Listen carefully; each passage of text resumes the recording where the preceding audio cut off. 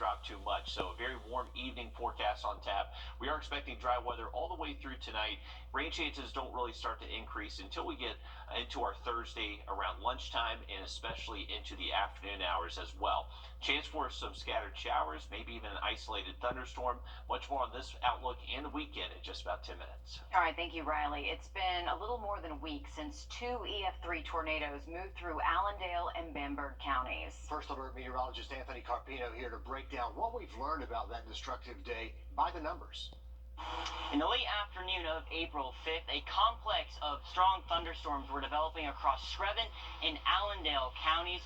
From those thunderstorms spawned a large and destructive tornado that led to a path of devastation. National Weather Service confirmed 7 tornadoes touched down across 4 counties in the CSRE last Tuesday. Turning back the clock to that afternoon, we can use our high-resolution radar to see the storms forming around 5 o'clock. With warm temperatures in the 80s, high moisture levels, and plenty of lift in the air, the atmosphere was primed for severe weather. At 5:30, as the rotating thunderstorm approached Allendale, the National Weather Service issued a rare tornado emergency. The Charleston office confirms at its largest, the tornado was 1,000 yards wide, or about the length of 10 football fields, packing winds of 137 miles per hour.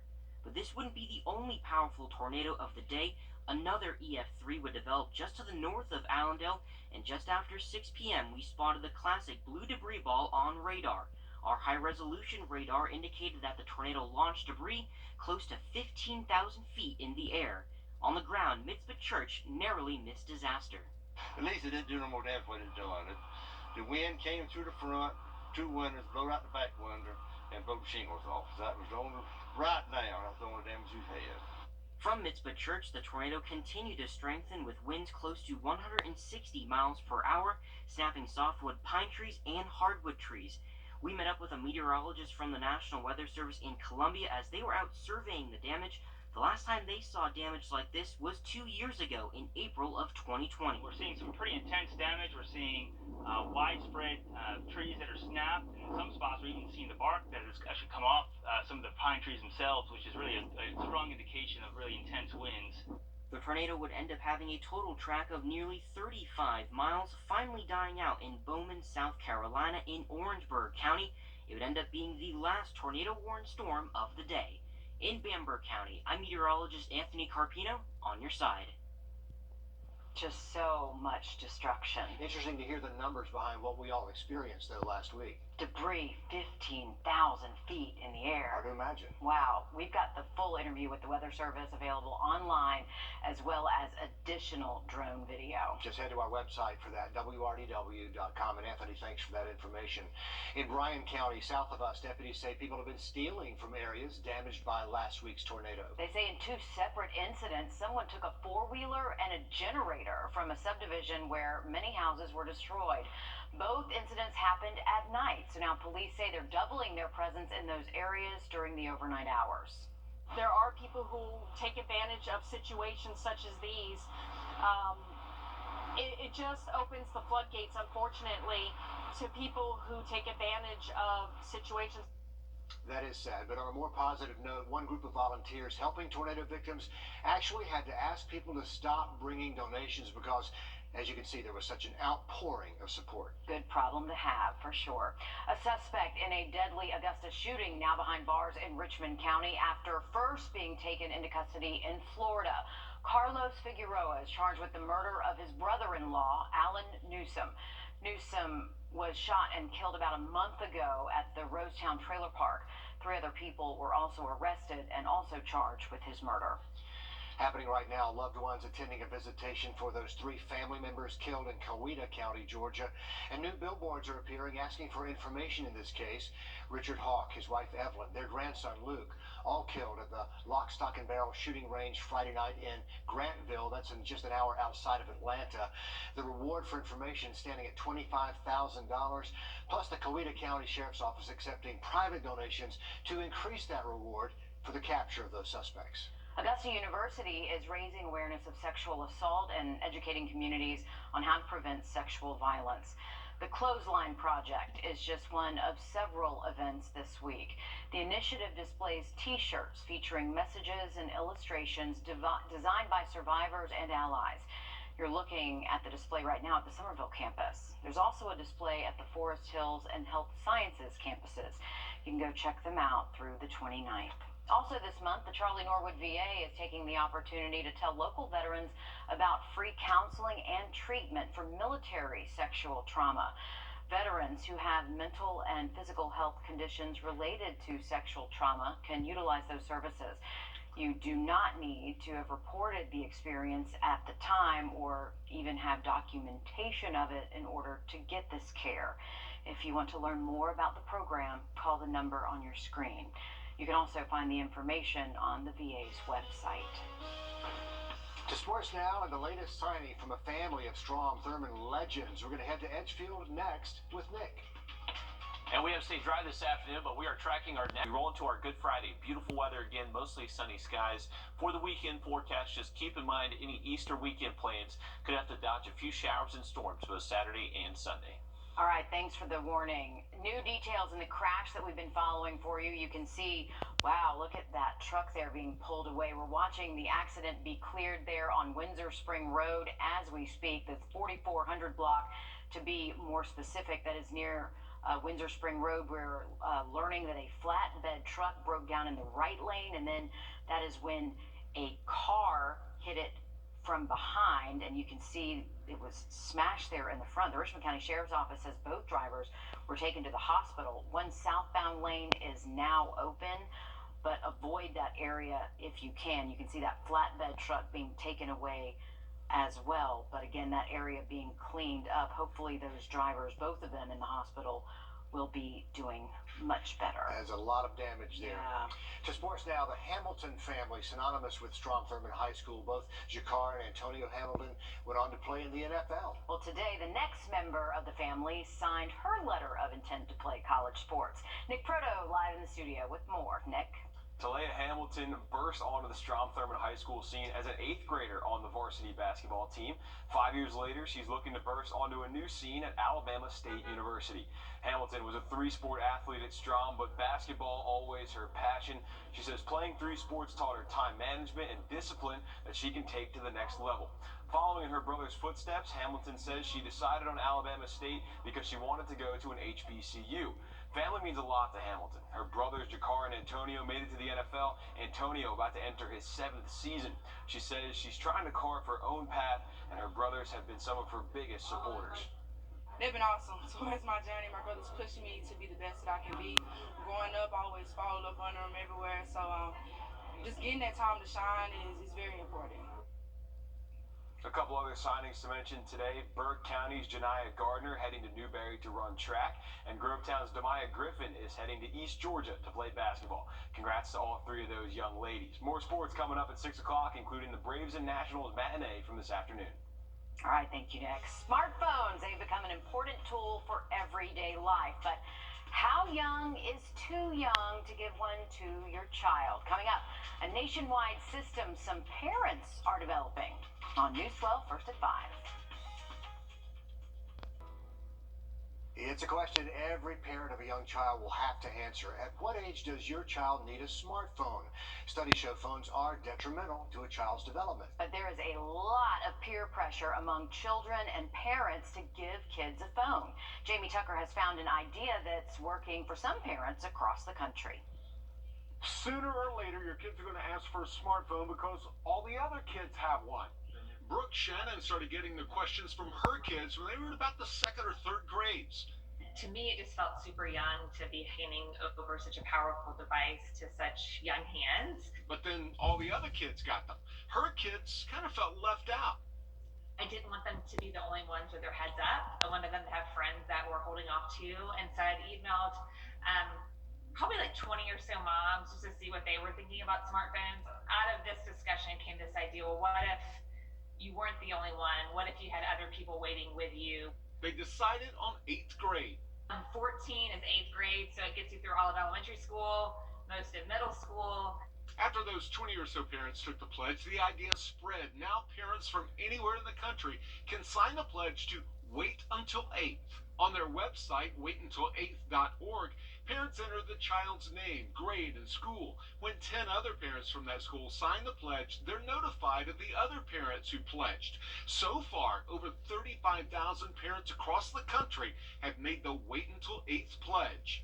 My friends who gave phones at 9, 10, 11 years old, their kids were shortly on social media within like a year and a half after the introduction of the phone. It just speeds everything up. So what do you do if you've already given your child a smartphone? Shannon says you can still make the pledge by blocking the internet and the app store on that phone. Once again, their website for all their information, waituntil8th.org. That's What the Tech. I'm Jamie Tucker. Just coming into our newsroom, Augusta's district attorney says charges are moving forward in the murder of 8-year-old Aubrey Anthony. He says Kendaris Brown, Antoine Redfield, Henry Beach, Destiny Rich, and Tonius Thomas were indicted in connection to the two shootings. One was Aubrey's death January the 8th. The other, the shooting of two other young people just 2 days before. We have mugshots for a couple of those suspects. We're working to get the rest. The district attorney says they were part of the LOE street gang. Columbia County schools recognizing students from military families. It is happening throughout April, which the Department of Defense has designated as the month of the military child. Coming up Friday, Columbia County is celebrating Purple Up Day. Students and staff are invited to wear purple in recognition of more than 9,500 Columbia County students in military families. Activities include a breakfast, special school crafts, and other collaborations. High school juniors and seniors in Georgia may soon be required to learn about money to graduate. State lawmakers passed a bill that would require high schoolers to take a personal finance class. The Senate made a few changes to the House bill, so now it's back in the House for final approval before heading to the governor's desk. Advocates say it's important for students to learn, especially as they prepare to take on that college debt. Just last month, Columbia and Richmond County school leaders made a move to teach middle schoolers financial literacy. The two counties approving a new Junior Achievement Discovery Center. It's going to look a lot like the one we see here in Savannah. It's all part of the Georgia program where middle schoolers get to learn about real estate, gas, car maintenance, and the rest, as including bills and banking. The center is set to open in fall of 23 and will work with 18 partners to set up shop inside that building. Hey, pretty cool stuff going on there. Hey, for the weekend, we are paid for by CCIA. They say it's a lot easier to relax when you've got a furry friend to do it with. Cats on the Mat. It's back at the SPCA Albrecht Center. This is video from one of their cat yoga events back in 2020. I love the cat that's using it as a stretching mat. The classes are starting back up on Saturday, May 14th. You can buy a ticket for a single class or get a pass for all 6 season classes. And you might just find a cat you love so much you want to take him or her home with you. I like the sound of it. Cats on a mat. Cat on a mat. Oh. I always love to see the cats out there. Looks like a good time for sure. Our temperatures are... Closed captioning for News 12 is brought to you by Kenneth Nugent. From the station that's on your side, this is News 12 at 6 o'clock. New apartment complexes are going up across Augusta, but will the price point slowly edge out of people who have called the area home for decades? Too many people are being left behind, and we should be alarmed by that. More on the fight for more affordable housing in a growing Garden City. But first, just into our newsroom, an update in the shooting death of an 8-year-old girl in Augusta. The district attorney's office just announcing the indictment of several gang members in the January murder of Aubrey Anthony. Deputies say gang members shot Anthony in a drive-by while she was playing in front of her home at the Dogwood Terrace Apartments. And today, the district attorney's office says it presented a 25-count indictment to the grand jury against Antoine Redfield, Kendaris Brown, Henry Beach, Destiny Rich, and Antonius Thomas in connection to 2 shootings. The one that killed Anthony and a separate shooting involving 2 different juveniles just 2 days before. The DA tells us all are members of the street gang known as LOE, or Loyalty Over Everything. We're told the case is now in the hands of the newly formed Violent Crimes Unit for the district attorney's office, and they expect further charges to follow. More news ahead, but let's get a live look outside. Coming up in just about 10 minutes. You may remember authorities arrested Greg Carswell back in 2020 on several charges related to identity theft. That is the former Waynesboro mayor, and a grand jury indicted him a year later. Just yesterday, he pleaded guilty to 4 felony charges: identity fraud, theft by taking, theft by deception, and second-degree forgery. We have News 12 Sloan O'Cone live for us in the newsroom. And Sloan, you say all the charges stem from another job Carswell was working? Exactly. Carswell used to work at a title pawn shop, and that's where he found himself in some pretty hot water. The incident report states Carswell stole $11,920 from check into cash title pawn while working there from September 2019 to January 2020. The district manager is the one who filed the complaint and prosecuted Carswell. They say Carswell made discounted payments off of clients' accounts without their knowledge to then refinance their loans later, forged signatures, and made several payments on different accounts. It details how he had no prior criminal record, however, was the active mayor of Waynesboro, and goes on to state there was even some possible theft or illegal use of government funds during his term. The report says he was fired in early February 2020 for not showing up to work. It goes on to say Carswell contacted the investigator about turning himself in on July 24th, 2020 after getting a COVID test. Then 2 hours later, he suited up. 3 days later, he was brought to the Bullock County Jail. Now, 2 years later, he's pleaded guilty. The possible punishments for identity fraud alone: up to 10 years in prison and up to a $100,000 fine. But he's also pleaded guilty to theft by taking, theft by deception, and second-degree forgery. The city says ever since his plea, they've worked in accordance with state guidelines to remove and replace him. We have not gone through that process as to say he's officially terminated. We're going to follow the guidelines as they call for. The law says once there's a final conviction, that official should be vacated immediately without further action. Then City Council will have 90 days for a special election. Right now, Vice Mayor Jones will continue as acting mayor. Elected officials have each citizen at heart. We want to do the best for each citizen in our city, and that's what we're sworn to do, to take care. And I did reach out to Carswell for a comment, but did not hear anything back. Once the city learns more about their plans for the special election, we'll be sure to update you. Okay, thanks for those updates, Sloan. We have new developments in the murder of a Fort Gordon nurse. The last suspect involved now behind bars in Augusta. A new mugshot here for 29-year-old Carlos Figueroa, arrested last month in Florida, now in custody in Richmond County. Authorities say he is the brother-in-law and 4th suspect charged in the murder of 25-year-old Alan Newsom. Newsom, a nurse at the Eisenhower Army Medical Center at Fort Gordon, his body found on a road in an Augusta mobile home park nearly a month ago after deputies say he was shot in the head. Arrest warrants showed 2 of the suspects live in that mobile home park. We're following plans for a new apartment complexes coming to Augusta. Right now, at least 4 are slated to go in the downtown area, but some neighbors and city leaders are concerned that none of them are affordable options. News 12's Kennedy Harris live now from Broad Street, where some of those new apartments will go. Kennedy, you say some are worried all this new housing will push people out of that area. Yeah, the concern is that new developments at a high cost will raise the taxes and rent in this area to the point where people here now can't afford it. Now, Harrisburg is one of Augusta's most affordable neighborhoods, but the concern is that new developments surrounding it will change that. New, restored, and maybe even luxury. Bones on this property are solid. This property has new window, new plumbing. It's a trend we've seen in Augusta the past few years. Private investors from out of state buying homes and apartments. In a $3.2 million deal, SAR Apartment Capital, a Miami-based company, just purchased these abandoned Broad Street apartments. And 2 others, a total of 95 units. While revitalization is needed, one commissioner says affordable options are needed more. You need a mixture of both. But if you have more of one than another, then now your skills are unbalanced. And what is happening is that folks are getting left behind. There are at least 3 known apartment complexes slated for the downtown area, but none of them have affordable units that match the area's income. Our I-team found the average cost for a 2-bedroom apartment at any of the newest apartments is more than $1,600 a month. Watching gentrification unfold in our communities before our eyes, and we're quiet about it. Johnson says in order to ensure the scales are balanced, there has to be policy, like inclusionary zoning, where units are reserved for those below a certain income. policy Augusta doesn't have right now. Whatever they want to do, because there's no ordinance, no zoning requirements, no measures to say we have a priority with affordable housing. We have to protect those who have been here for decades.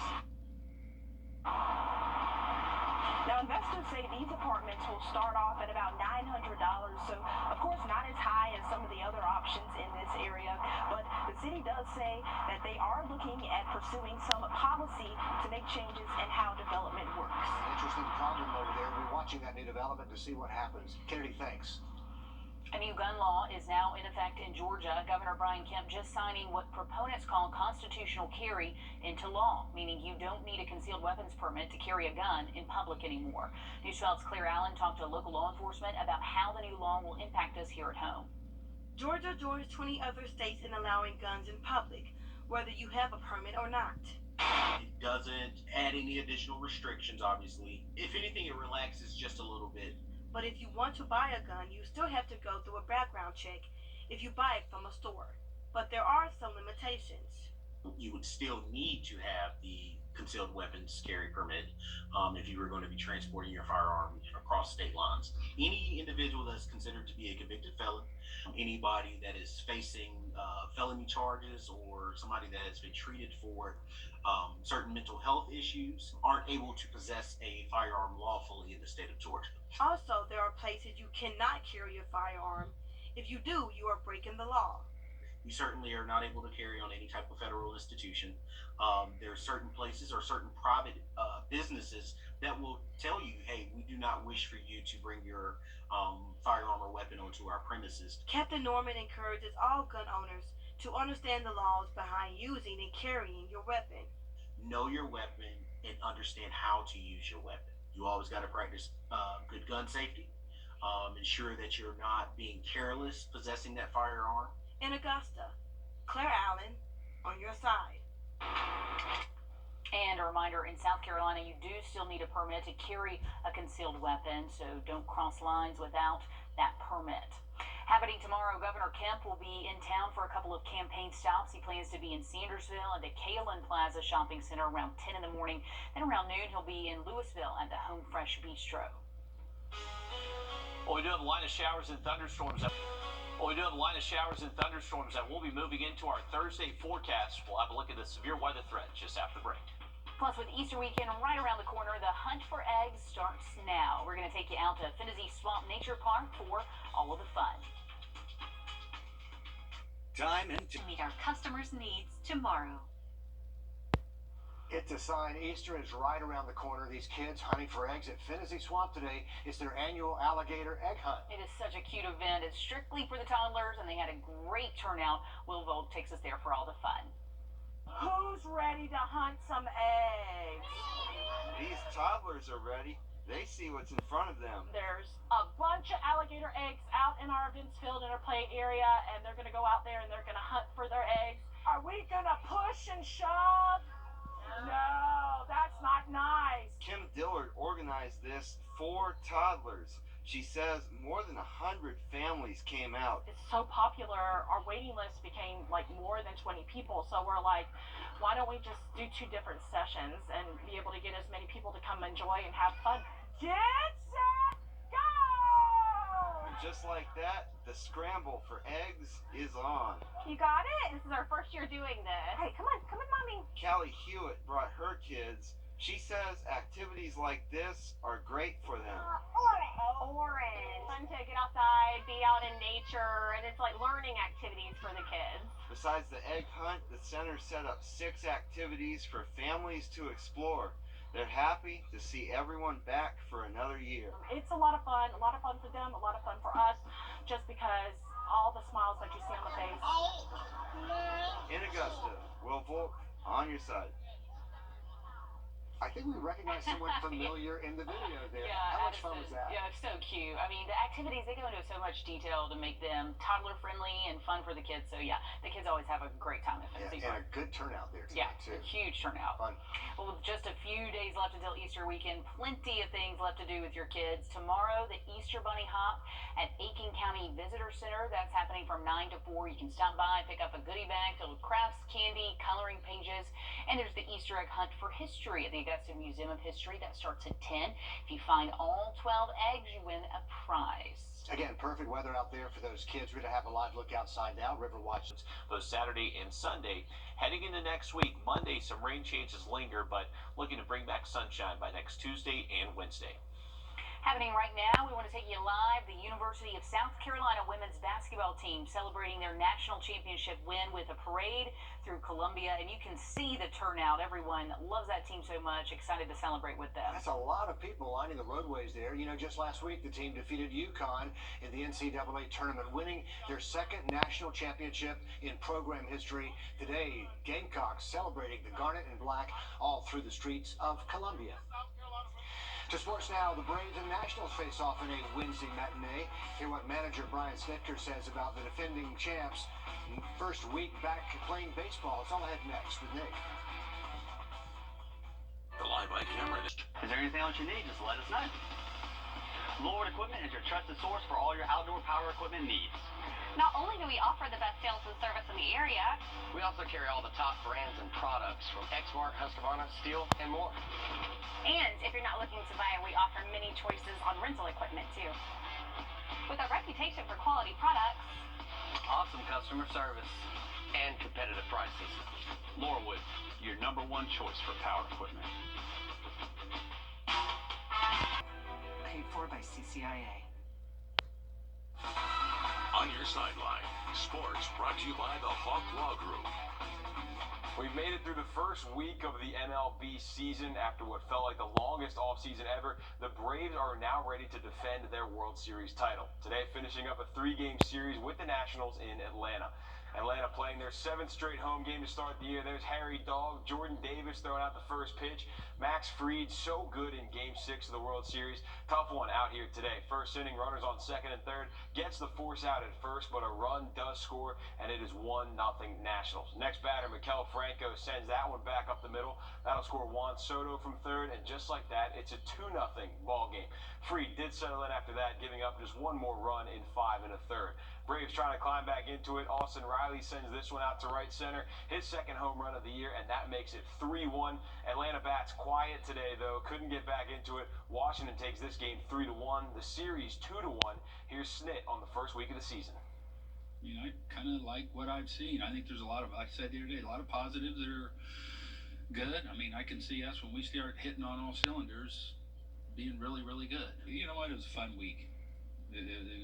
Everything that the club did to celebrate last year was really good. Now honestly, I think guys are ready to just turn the page and let's just play ball, and we're done with all that. You know what I mean? It's just about ball now. Braves hit the road for the first time this year for a series with the Padres. Game 1 tomorrow.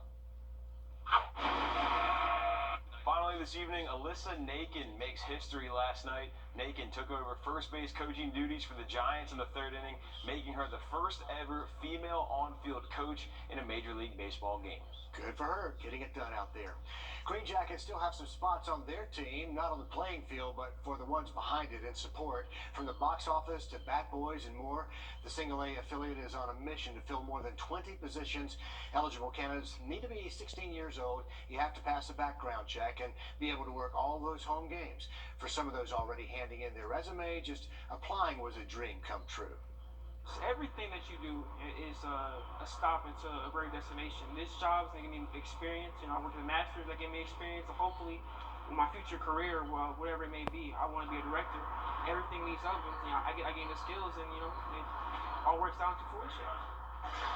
Young man planning his future right there. Yeah, everyone is emailing him job openings as we speak. We respect that. If you're not able to attend tonight's job fair, applications to join the Green Jackets, you can find those at the box office on request. And good luck if you're applying. Absolutely, and if you are heading out this weekend, be prepared for some